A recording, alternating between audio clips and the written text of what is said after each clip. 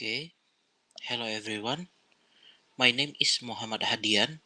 I'm here as a corresponding author of this research. This research is done by me and Dr. Willem Makaliwe. So, in this opportunity, I would like to talk about my research, which entitled The Impact of Intellectual Capital on Financial Performance of Listed Companies in Indonesia Stock Exchange. Okay, first of all, what is intellectual capital and how it can become one of factor that can boost financial performance? So, the development in technology and science have led the companies to change their principle of business concept. These changes is shifting from conventional based business that rely on tangible resource into knowledge based business that rely on tangible and intangible resources. Because of this changing, intellectual capital is considered as a factor that contribute on company financial performance. Okay, the next one in previous research, Rus et al.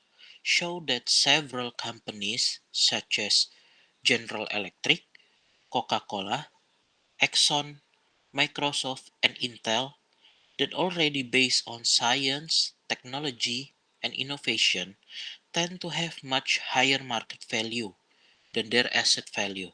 We can see in this table that in the market value, this company has a higher value than uh, their net asset. So, this hidden value is one of an indicator that assumed to be the use of intellectual capital on that company. So, after this introduction, we can get to the measurement of intellectual capital. So the measurement of intellectual capital is begin on Pulik research in 1998. Pulik find a method to measure intellectual capital with three main components such as human capital efficiency, structural capital efficiency, and capital employed efficiency. As time goes by, the current development make researcher confront Pulik model because of the outdated measurement, and the researcher also tried to find a new way to measure intellectual capital. Nadim et al. In 2018 find a better way to measure intellectual capital through adjusted value added intellectual coefficient. They change structural capital into innovation capital efficiency or ENVCE. This component is used to show the value added gain from investation that already issued by the company. Okay, based on that phenomenon, this research is used to answer the research question. There is four research question. Are intellectual capital associated with return on asset on companies listed in Indonesia Stocks Exchange from 2010 to 2019? Number two, are intellectual capital associated with return on equity on companies listed in Indonesia Stocks Exchange from 2010 to 2019? Number three, are intellectual capital associated with asset turnover on companies listed in Indonesia Stock Exchange from 2010 to 2019? And the last one, are intellectual capital associated with price to book value on companies listed in Indonesia Stock Exchange from 2010 to 2019? And then this research has an objective. Number one, understanding the relationship between an effective and efficient intellectual capital management against companies' return on asset. Number two, understand the relationship about an effective and efficient intellectual capital management against companies' return on equity. Number three, understand the relationship about an effective and efficient intellectual capital management against companies' asset turnover. And the last one, to understand the relationship about an effective and efficient intellectual capital management against companies' price to book value. Okay, The next one is the sample selection of this research. First one is sample criteria. As a criteria of sample is non-financial companies listed on Indonesia Stock Exchange from 2010 to 2019, and all the company that use in this criteria have all complete financial data needed. And then we use two source of sample. The first one is Indonesia Stock Exchange website as a primary data, and then Thomson Reuters Refinitiv Icon as a secondary data. As a result of sample selection, there is 735 companies listed on Indonesia Stock Exchange in 2019. So the total observation is 7,350. After that, companies in the financial sector that we exclude is 151, and the total observation is 1,510. After that, the number of companies that have incomplete data is 536. So, the total observation of that is 5,360. So, the number company that use as a research sample is 48, with the total observation is 480. Okay, next, we are employ three variable in this research, which is the first one is dependent variable, the next one is independent variable, and the last one is control variable. So the dependent variable based on Swarno and Cahyadi in 2020 is the first one is return on asset as a financial performance measurement. Return on asset is calculated by net income divided total asset, and then return on equity is calculated by net income dividing total equity. The third one is asset turnover, which is total revenue dividing total asset, and price to book value is stock price per share dividing book value per share. Okay, the next one is independent variable, which is our measurement of intellectual capital. So, to use this method, first, we need to find the value added of the companies. Value added is all the profit and cost that should be treated as investment for the company. We can see value added is VA, which is net income plus labor cost plus interest plus tax plus depreciation and amortization and plus research and development costs. After we find this value added, uh, AFEC model, which is consists human capital efficiency, innovation capital efficiency, and capital employee efficiency, is calculated. Uh, how to calculate it? We can see in this picture that human capital efficiency is calculated by value added dividing into human capital.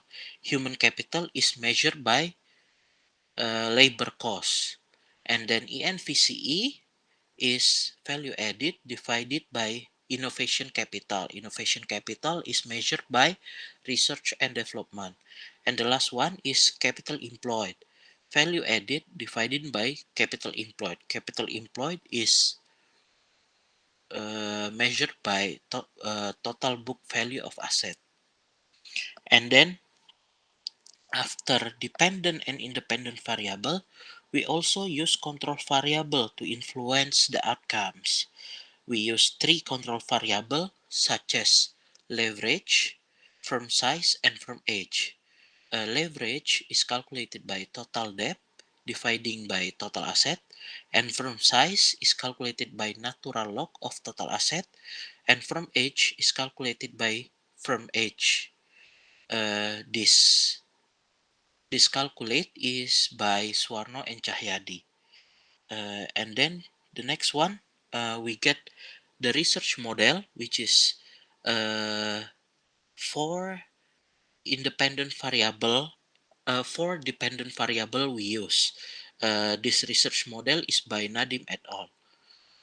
And then after we got the research model, so we employ the multiple regression, and then this is the result.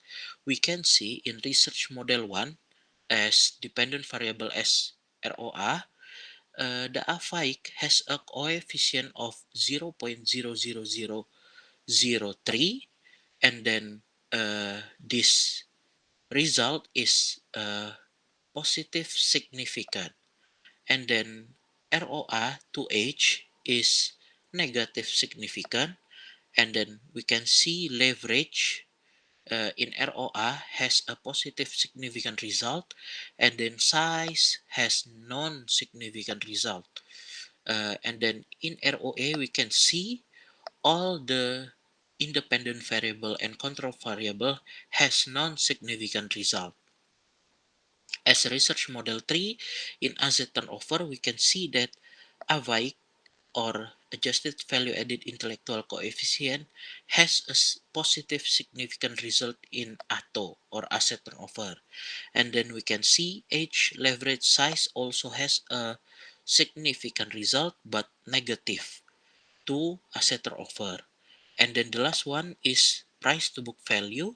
We can see that price to book value has non-significant result in independent variable and also control variable.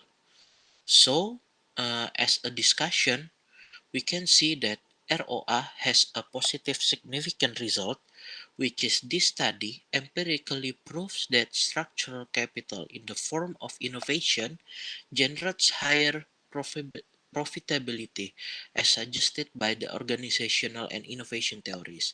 The more a firm invests in R&D to enhance innovation, the higher the profit that will be gained in the future.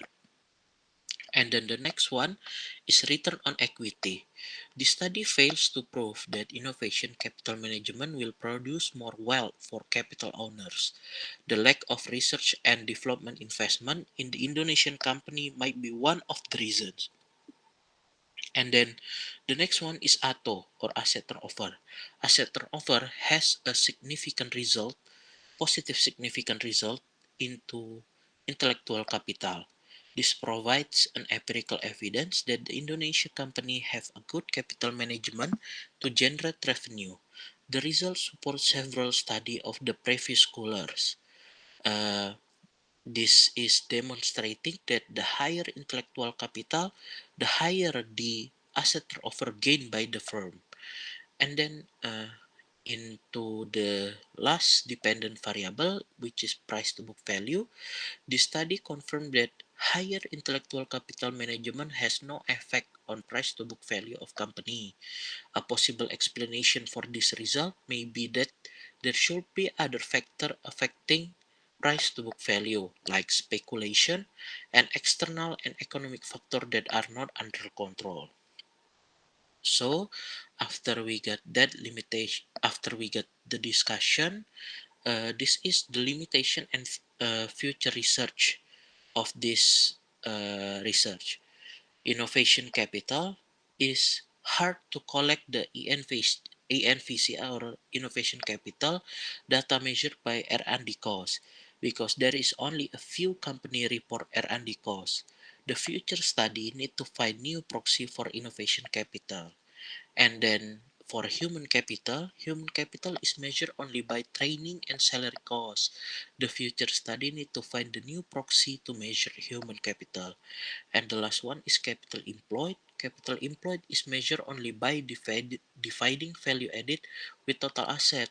In the future study, the researcher need to find more accurate measurement for each element of intellectual capital. Okay, thank you for listening. That's all for today. And if you have any question, you can reach me through my email muhammadhadian@ui.ac.id. Thank you.